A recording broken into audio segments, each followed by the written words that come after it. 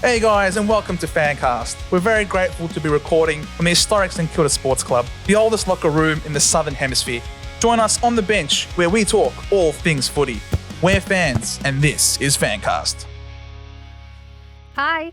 G'day FanCasters, and welcome to another episode here on the pod where we have a proper footy chat. Hi. Hi, how you doing? I'm okay. I'm great. How You're are great. you? Yeah, could be better. Yeah. Just had the ground taken out from underneath me, and I've discovered that we're going to be a bottom four side, but that's okay. You don't know that? I've come from the future. Okay. It's all right. High draft pick. We're rebuilding. Brad Scott refuses to admit it, but we're rebuilding. So that's it. We know what our intentions are for the year to come. Tell us about your boys. At least that was a good story. My boys, I went to Marvel Stadium, very low expectations, and I left my voice there. I could tell. But yeah, that was a fucking great game to watch. It was that panic curse in the beginning. It was a great game to watch. It was that good. It was that good. I was so excited because this is not what I was expecting after our performance against the Crows. And just Geelong looked so good the week before. Yep. And I was just like, we're going to struggle. But we did a couple things that I think are great. Like we threw Caminiti in the back. Jeez, Caminiti, what a great backman you were. Excellent defender. Love you, Camo. Yay. Great game. Loved to see it. Missed Josh Battle a little bit less. Yeah, so that made me feel good about the back. It's all right. It was also good. Yeah, there you go. Just get your voice back. Yeah. Have a drink. You know how great it was to see everyone kick into the 50 and get a goal off of that? Yeah. That is just something for years we've been watching and asking why it gets bombed, why nobody's there to get the ball, why can't we kick goals? It was just none of it mattered in that game. It was amazing. Well, when you got Jack McRae around the ball, where it's supposed to be. The guy who shouldn't play the middle, Kane. You right, Kane? Yes. Kane, we know that you don't believe it, right? And you secretly love the Saints. That's why you say such vile things about them all the time and give them no credit whatsoever. I think it's just because you love St Kilda supporters so much. You just want them to tune into your vitriol. Some people sell their bodies for money. Kane Corn sells his opinions for clicks and views, in my opinion. Because if Jack McRae is not playing on the ball, where is Jack McRae playing? He's not playing back pocket. He's not playing forward pocket. He's not a winger. Right. We saw Bevo try. The real thing was, Joe, what does he do when he gets the ball? He had 10 score involvements, bro.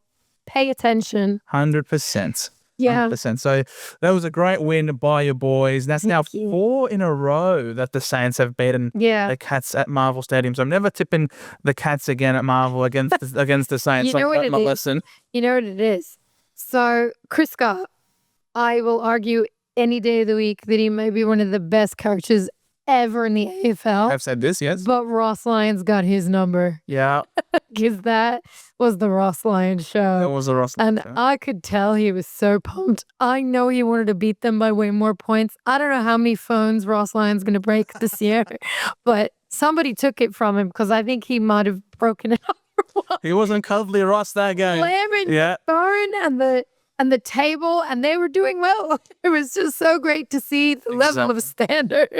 He was not cuddly Ross, that's for sure. I think he just loves to beat Chris Scott. It's like his favorite thing to do. I would love to bet at Chris Scott too in anything. He's good at it. Now if we could just be everyone else. No, I'd love to bet up Chris Scott and Geelong in general because, gee whiz, Bailey Smith. They knew for the longest time that Bailey Smith was going to be out and that he's had this calf complaint, but they never mentioned it at all. Here's my question. Yeah, go. Was it a calf complaint or was it another 4-letter word with a C? Ooh. We don't know. I'm not saying anything. I'm just saying, do we really know? Because it's kind of weird to be 100% confident he's going to play next week once he passes all his tests. Yes. You know? One of those 1 week soft tissue This injuries. is 1 week things. I don't know. Has to go by Dorovich pathology, if you know what we're talking about. No. Yeah, being that we all know how shady the payroll system is over there. I don't know. Well, they are being audited. Now being audited. I wonder how much cash the umpire will get for letting Dangerfield elbow someone in the face. Yeah, I know. And that's cool. We'll just take some money from him and that'll be all right. It's all right. He's head of the AFL Players Association, but not for long. He's stepping down. Thank God for that. So it was a week of great wins. I mean, you had a great win on the weekend. North. Oh, she's over the brand. She's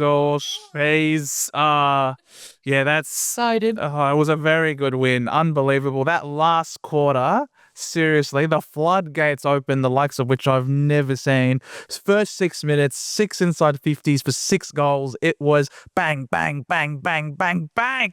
I tipped North. I was so happy. And you tipped North. And I'm so happy. It's just that thing where you know it's coming. Like Yes. feel it coming. Yes. And then every week you'd be like, oh, Tenebbe.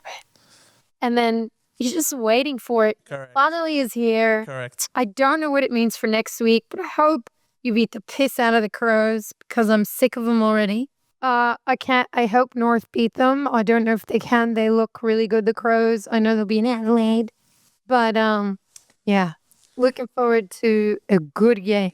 Yeah, we could feel it coming, you know. I feel it coming. The North Melbourne win, because I wanted to tip them the week before as well, but I just wasn't entirely sure whether or not I could do it or not. You kept the faith. You backed it in. Well done. You backed your boys. You kept the faith with your boys, and then you've also kept the faith with the Roos. So well done to you. We almost saw a great win by the Eagles. They were unfortunately run over by the Lions, but they put in a really good showing.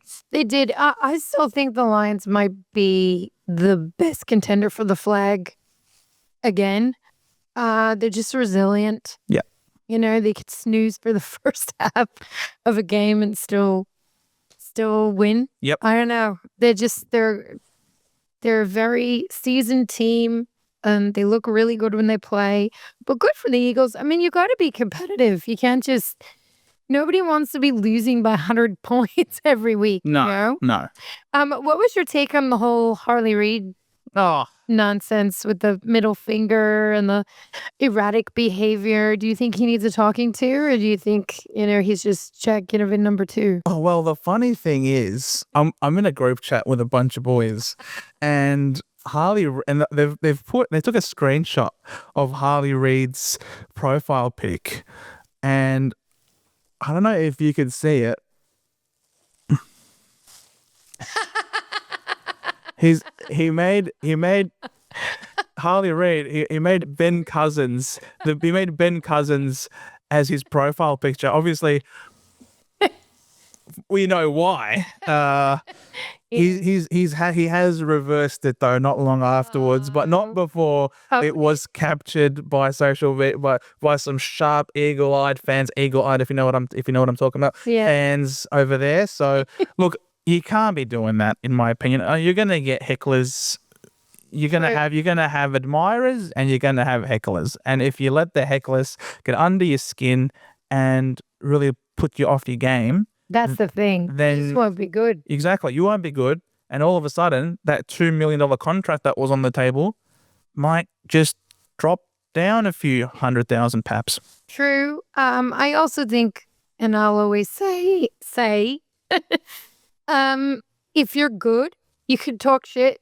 That's because you're good, and that's what you earn for being good. But if you start slacking, you can't just add a middle finger to it and pretend like that's not happening. So it's terrible. Be good. That's the best revenge. 100%. And then have a couple of fun signs for Instagram afterward. Yeah. After you do the good stuff. 100%. Like, you're going to do some banter with the crowd. Sure. How many times have you seen a player kick a big time goal, when the crowd's trying to boo them and put them off their game, and they kick the goal and they just be like, do a bit of a shush action or do a bit of I can't hear you, type of thing. Like there is banter with the crowd for sure, but you can't just be flipping the bird. For nothing. Yeah, you just can't be doing that. And it's a bad look. Yeah. The game's a big sucker for optics, and players rightfully or wrongly, I don't know what's the proper way to say it. The players are role models, and a lot of youngsters do look up to their favourite athletes. And this is Australia's biggest game, and he plays for Australia's biggest club. So there'll be a lot of eyes on that, a lot of eyes on Harley. And if he's out there flipping the bird, it's not a good look for AFL, for his club, and ultimately for himself. True. All right. Well, that's that. That's that. Excellent. All right. We'll go to the first game of the round quickly. The Hawks and the Blues. I did tip the Blues to lose. So I was very happy about that. And the Hawks have just cemented themselves really as just a real force. Yeah. I have a theory about the Blues. Oh, yes? I just think Michael Voss might be coaching an old style of footy that's not played anymore. Nice. And I think that might be part of the issues that style doesn't work today anymore, especially against the Hawks and the Crows. And I really think Collingwood was like a forerunner of this, like the mob running gun kind of thing, or the Giants do it now with their little like tsunami, whatever. I just think the way that Carlton look is like we're playing footy maybe 4 years ago. Sure. And we have matured, and everyone is, going to a different party. And I think they're still on Facebook. Everyone else is on TikTok. You know what I mean? You're right. Yes. Feels a little bit like that. So I think they might have to do something different with the way that their style, because it's just not working. So Carlton really are the old dark blues. Old Blues. They really are the old dark blues. Maybe. Playing an old style because... That's just my take. Again, I'm an American. That's fine. But you love the sport and you've watched a lot of it. And I think you do have a point. They've got the Twin Towers, but they didn't have them both there. And they didn't have them both there in the first game either. So for game 1, they had Mackay, no Curnow. Game 2, they had Curnow, no Mackay. And really, they would have been better off having no Curnow either, because he was completely ineffective. Right. And appeared to be completely underdone. Right. And really...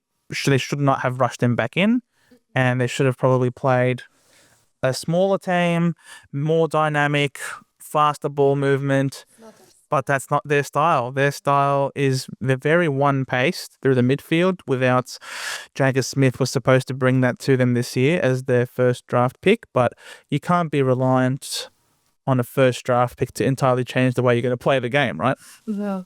I think that's the issue. So, back to the drawing board, Vossi. I agree. I was a big supporter of Voss, and I thought that Carlton did the right thing in sticking with Voss and not sacking him when everyone was calling for his head last year, because they really were at rock bottom, it seemed like, and then they've rejuvenated, they're galvanized, they met up on the farm, whatever, had some D&Ms and kumbaya, and all of a sudden they got good. And that's what they're capable of. But I do think, I'm not sure, it's a question, is Voss the man? The more I'm seeing this play out for the Blues, the more I'm questioning, I don't, maybe this guy isn't the one that gets him over the top. Maybe it's a Nathan Buckley situation where he's coaching them in a certain way to play, maybe to develop a backbone or to have a certain mentality. And then the next one, the Craig McRae, just puts his final spin on it, and it's just enough to unlock the players, and they go gung-ho and they win the flag from there. Yeah, maybe. I mean, the other question is, can the players adapt, which is actually bringing me to my Essendon. Oh, okay. What I think is that Essendon, in the earlier on, were a quick team. Yes. And I think everyone else has gotten a lot quicker. And I think this is another thing where Essendon are used to producing at a certain level and it being more than enough. And I think now it might not be enough. So this might be a one of the issues that Brad Scott is dealing with, that he's got to make them, they've got to be better than they were, Yes. you know? Yes. The funny thing is, you say that we were a fast club because we were a fast club back in the day. But the thing is, we were fast before fast footy was supposed to be fast footy. And then we lost all of our fast players and then the rules changed. Right. And then all of a sudden being fast is vogue and it's the way to play. But unfortunately, we were too far ahead of the curve that now we are behind the curve. That's what I think. Yeah. I think it's not, I think that's what it is. That doesn't mean that you can't be competitive. Doesn't mean that the team can't get it together. It's different. It's just a different, they're going to have to do these different. Yeah, there's some players that just should not be playing. I think if we're going to rebuild, I think we should really commit to a full-blown rebuild and not have a half-assed rebuild. That's what you need to do. I think you need to train to be faster. Some of the play need to be coordinated to move the ball faster, and I don't think that's happening. Yeah, because we're playing non-fast players. When we do have some youth in the team that can play faster, but Brad's just prioritizing the older experienced heads. So if you're going to do a rebuild, do the full-blown rebuild and actually blood the youth, play all of the youth. And, Essendon fans out there might, exactly, rip the Band-Aid off. The Hawks did it. The Hawks did it and it worked. 1-2 seasons and they're ready. I know. Ready to go. But a lot of Essendon supporters out there might be saying, Joe, you're a fake supporter. You should know that, we are already fielding the youngest team or the second youngest team. I get that, but we're not playing a young style. We're not playing that enthusiastic, quickly, chaotic, type of game style. It's just that slow sideways ball movement, putting it into the hands of players who you just don't trust to kick the ball and hit targets. Like the skills were just quite frankly deplorable on the weekend. The Crows kicked 101 points from turnover. Oh my God. Was it all turnover? So more than half their score. Yes, they kicked 161. Right. More than half the score. 101 was from turnover. We kicked 100 points total for the game. Right. So the Crows beat us just on turnover. Slow. You know what I mean? So, look, I'm gonna say it's still remarkable that we even managed to kick 100 points with the forward line consisting of 13 games experience of Caddy, who's played like 10 games, Kako, who's playing his second game, and Edwards, who was on debut. Kicked 3 goals, by the way. But that's what I mean. Like the style of play is wrong for what we're doing. Correct. It's wrong for the players you have on the field. You got to move the players around. And figure out a different game. Brad, I think it's on you, Brad. It's on you, Brad. Got a lift. Like your brother. Well, both Scots lost this weekend, so just come on, Brad. You got to be better. Yeah. All right. We get to the Friday night game. It was the centenary anniversary, 100 years. Happy birthday to Footscray Franco Cozzo up against the Collingwood Magpies. Yeah. What was your take on that? Geez, that was terribly umpired. I agree it was terribly umpired, but every game I've watched so far has been terribly umpired. Didn't happen to go in Footscray's favor. No. But I'm a little jaded. I've seen a lot of Saints games where we've gotten so... Actually, when you actually go to the game, you see a lot of mistakes. Correct. There's a lot of mistakes all the time. Yes. It's part of the sport. I think we have to just get over it. And I think the team that gets constantly caught up in the stoppage because of an umpire is the team that's going to lose. You gotta assert dominance. It doesn't matter. Doesn't matter that your play got ruined. Doesn't matter that the other team got free kicks. Deal with it. You know what? They can only do so much. The umpires, the rest has to be you, right? Well, they can completely destroy your momentum. They can ruin your momentum, but you have to be able to pull that back. I think there are teams that can pull it back. It's hard. It's very hard in this really tight competition, and especially when you're up against good opposition. Yeah. And look, I agree with you. Umpiring's bad. I was saying at the game I went to, I saw a Geelong player, fall with no one next to him, and he got a free kick for falling on his own foot. So it's bad, obviously. Yes. And that is the thing. If you're going to put these guys out there, it's almost better that you have no one. Yeah. Or it's just, what are you doing? Just let the players self-officiate. Yeah, and I do like the laissez-faire. I like that they're not blowing the whistle as much, beat each other up, punch each other. I don't care. I love that shit. Keep doing it. But, some of it's like... Yeah, it's very frustrating. it feels very over-policed and inconsistent. There are some times... Yes, it's the inconsistency that kills you. But I do think doggies played better than I expected them to be honest. Yeah, they did. Yeah. I thought, especially, Steve-O thought this was going to be a thumping for the Pies, but they definitely gave it a real crack, the doggies.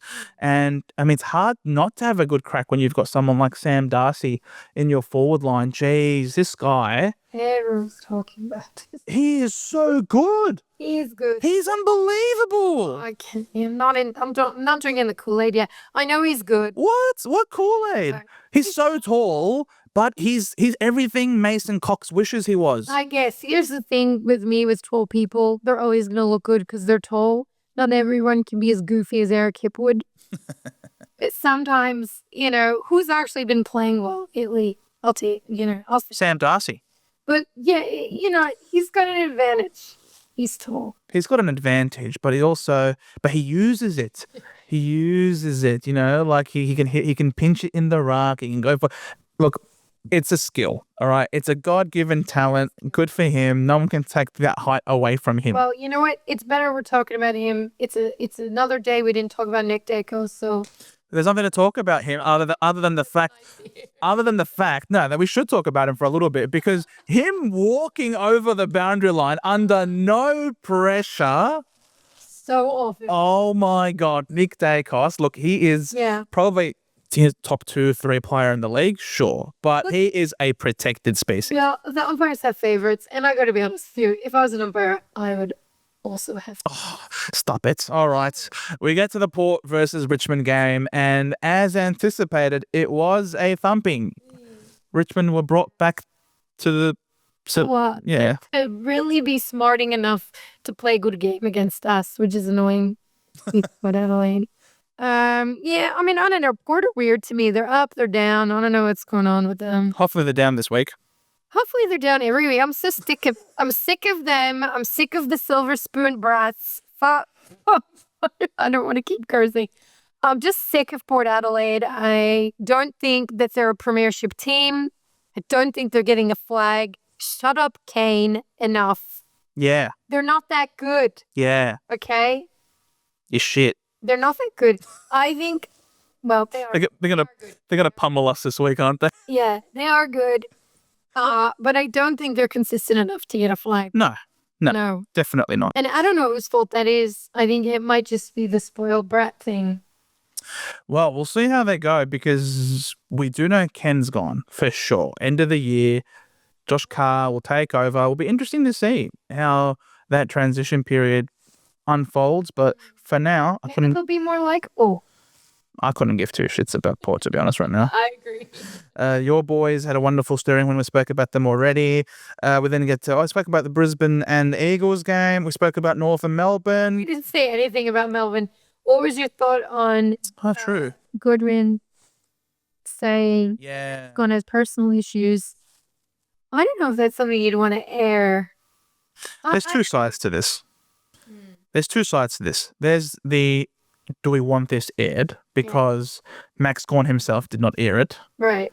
But then there's also the flip side of if people were criticizing, because Max Gawn was taken to the cleaners by Tristan Sherry. Tristan Sherry baptized him that day. It was Sherry, I can't wait for you to go at it. Oh yeah. Oh, the battle of the rock. It was a bath of spiritual proportions. Like, it's not normally the case where you have Max Gawn dominated to such an extent, and because Tristan Sherry had absolutely was the most impactful player on the ground, you would say, in that game. So, is Goodwin coming in to bat for his skipper, saying that he's not actually that bad, and Tristan only got so good was because Gawn was not on his game. That's probably what he was trying to go for. But I think shut up. Thank you. Like, let Gawn be shitty for a game. Like, just let him be shitty. So what? It's part of the sports. Like, going there and going, well, he didn't study for his test. That's why he failed. Like, well, we know that everyone has problems. You know how many players rack up with problems and they play a shit game and they cop it. Like, stop it already. Who cares? Yeah. Could you not just say, I was under the weather? Yeah. I was just feeling not right. It was a tough game for Max, and we're going to regroup. We're going to get behind him. Yeah. Like, shut up. He's human. Excuse. Who cares why? All he's done now is... make it a spectacle. Yes. Personal life is now a spectacle that Kane Corn is going to talk about. He might have already. He might have already. You never know. Fuel. For all we know. So, yeah, look, I am leaning on the probably not the right approach by Goodwin. Yeah. But then again, I don't really think Goodwin's a great coach anyway. Yeah, I don't know. It might be. I don't think it's as unpopular of an opinion as one might think. I think the list certainly is better, and only one flag for that list is definitely unders and should have performed better.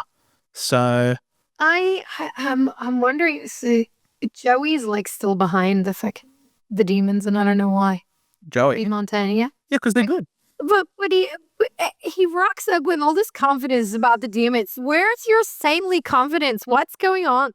Like, the Demons could play like crap, and he's like, nah, they're going to be good. It's going to be great. Like, come on. Where's your loyalty? He's giving some respect to a premiership team that won not too long ago. Enough. They've got issues. They're inconsistent. Off-field issues, yes. Well, I personally hope Melbourne do really badly this year because we have their number one draft pick. We have their first round draft pick this year. So it's definitely in the Bombers' best interests for Melbourne to do badly. Yeah. We also have your second round pick, so we wouldn't mind you to do badly either. Why are you beating these good teams? Lose, please. Don't worry. So special. When we get to the last game, that last game, look, that was a nail biter between the Dockers and the Swans. You know, it was, but it was also boring at the same time. Interesting. It possible. I don't know. I felt like I was bored and also anxious. I don't know. A bored anxiousness. I have never heard that one before. I don't know. Maybe because I wasn't overly invested in who would win. Sure. And I don't think they were playing particularly quickly. I don't know. It's just, well, I wasn't. Is it because did you feel like these two teams are basically just making up the numbers almost? I feel like they were both fighting. Well, they didn't even feel like they were fighting to survive. That's the thing. It's pretty flaccid as far as performances goes. Fair enough. Nothing exceptional Yep. at all from anyone. So it's a very beige game. True.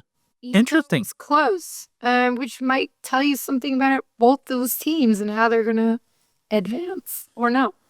Well, yeah. So the Swans have avoided a 0-3 start. Right. They win their first game away from home. They had 2 games at home to start with. They win the away one. Yeah. Interesting. And they had to win that game. They had to, yes. Because if they did it, it would have been 0-3. Yeah, I think they still have a pulse, but that's all I could say about it. I don't know. And I was saying before, I think that these two teams, like the outcome of this game is going to determine a lot for both of them. Right. I think Freo are going to now struggle a lot because they're 2 down. I have them in my top 4 calculation at the start of the season. I know, which again, I don't understand for the life of me why. Because they have no reason not to be. They have no reason to be. All these players are basically in the prime of their career. They've added Shea Bolton, who played his first game for the club. He'll be better for the run. They've got Sean Darcy still to come back, and he's one of the premier ruckmen on the comp. They're very beige. They're very beige. And I don't know if this is... Sarong and Brayshaw in the middle make a formidable duo. No, I'm not. They got the big kahuna up forward. I don't know. What's this? Is Fife? What's going on with Fife? Yeah, Fife's not been playing. No. They don't need it anymore. Is that why? They got Nathan O'Driscoll now. I don't know. I don't know. I don't know. It's very beige, in my opinion. And I've used that word 3 times now, so I'll find a different. The purple, the burbles are very beige. They feel a little beige for me. All right. We'll see what happens, but I think they're gonna struggle a bit going forward. Fair enough. They are at the bottom there. Congratulations to Dean Cox. First win at the helm. There you go. That's true. It's true. And that maybe was part of the sputtering of the Swans. I don't know. We'll see. The sputtering Swans. No. And the failing Fremantle. Hey, that's kind of true. We need some alliterations going. All right. Thanks for watching the fart-free episode of FanCast. Steve-O, you know we love you, but geez, you stunk us up last week. We look for... banned from the cap. He's banned from the bench. It's a bench. I've been corrected too many times. Shit. Yes. Thank you so much, guys, for watching. If you enjoyed what you had to hear or see from us today, please drop us a like, subscribe if you're new, rate us 5 stars on Spotify if you don't mind. We'd greatly appreciate it because we will also, on the flip side, be going over our tips in the tips video. So make sure that you check us out over there. And we'll see you guys next week.